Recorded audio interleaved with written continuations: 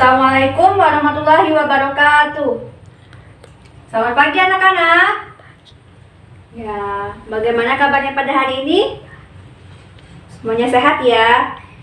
Nah, baiklah, sebelum kita memulai pelajaran kita pada pagi hari ini, ada baiknya kita berdoa terlebih dahulu supaya kegiatan belajar mengajar kita pada hari ini berjalan dengan lancar dan ilmu yang kita dapatkan menjadi berkah dan bermanfaat. Baiklah, pada ketua kelasnya silakan pimpin doa terlebih dahulu.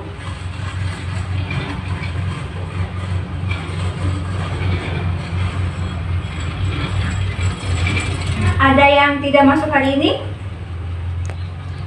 Masuk semua?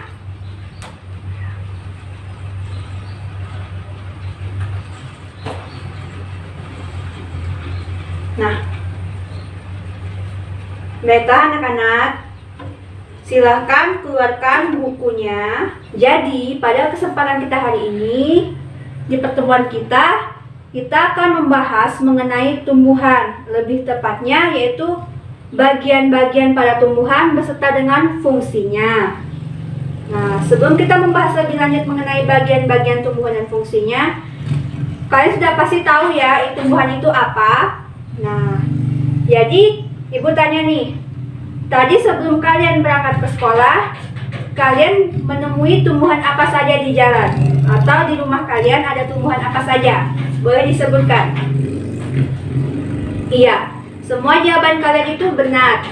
Ada banyak tumbuhan yang kita temui dalam kehidupan kita sehari-hari. Di depan rumah kita, di jalan yang kita lalui mau pergi ke sekolah. Nah, misalnya ada tumbuhan tadi seperti yang disebutkan, ada pohon pisang, ada sayur-sayuran, ada pohon jambu, pohon mangga, pohon jeruk, dan lain sebagainya. Tentunya tumbuhan itu pasti memiliki bagian-bagian. Nah, bagian-bagian dari tumbuhan inilah yang akan kita bahas satu persatu.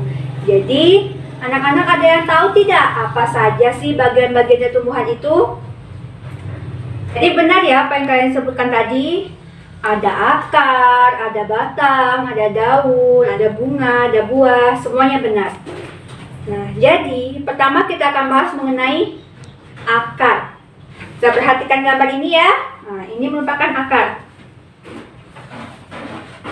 Akar juga mempunyai bagian-bagian, yaitu ada pangkal akar, batang akar, cabang akar, rambut akar, dan ujung akar. Nah, di mana sih letak akar ini? Iya benar, letak akar itu di dalam tanah.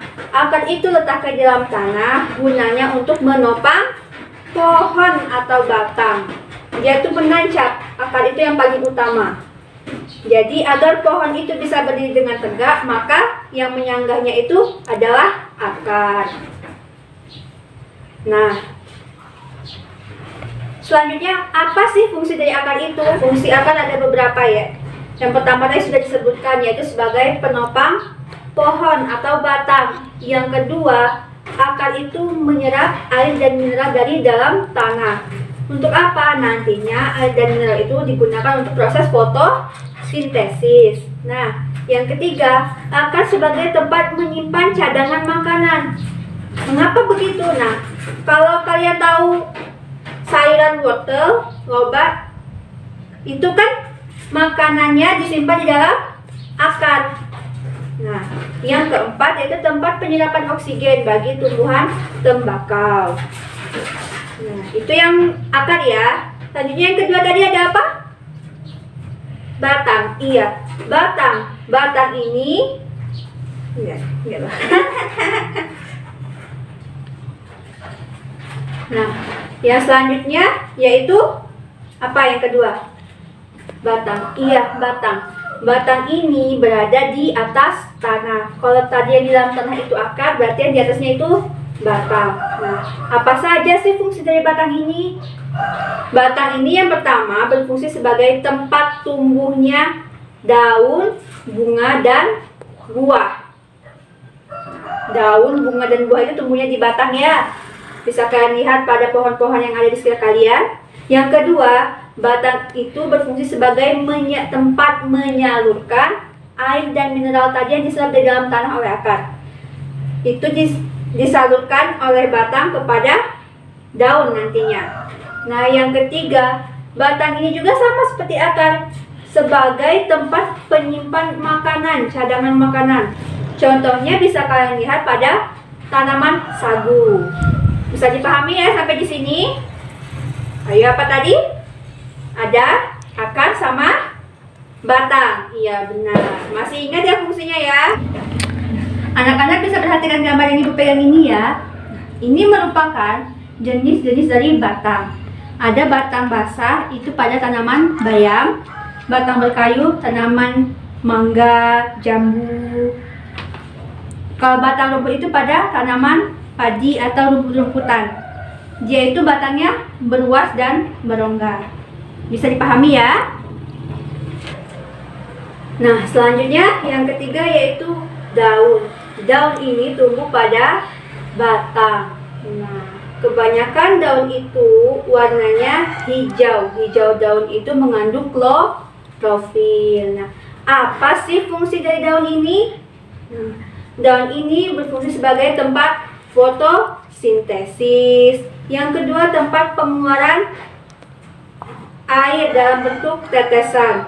Yang ketiga, itu tempat pernafasan pada tumbuhan. Yang keempat, daun juga bisa sebagai tempat perkembangbiakan pada tumbuhan stek. Nah, seperti cocor bebek. Bisa dipahami ya? Tentunya daun ini memiliki beragam bentuk. Perhatikan gambar daun ini. Ada bentuk daun itu yang tulangnya menyirip, ada yang melengkung, ada yang menjadi, dan ada yang sejajar. Ini kalau sejajar itu pada tumbuhan seperti jagung. Jadi ingat ya, kalau menjadi itu pada tumbuhan singkong. Nah, untuk daun yang melengkung itu pada tumbuhan genjer. Sedangkan untuk yang bentuk menyirip itu pada tumbuhan jambu, mangga. Ya, bisa dipahami ya? Oke. Selanjutnya yaitu bagian dari tumbuhan yang keempat adalah bunga dan buah. Nah, bunga ini berfungsi sebagai tempat perkembangbiakan pada tanaman. Alat perkembangbiakannya itu berupa putik dan benang sari. Putik merupakan alat kelamin betina dan benang sari merupakan alat kelamin jantan. Nah, anak-anak bisa perhatikan gambarnya. Ini merupakan bagian-bagian dari bunga. Ada tangkai bunga, kelopak, ada bakal buah, bakal biji, benang sari, kepala putik, tangkai putik, dan mahkota bunga.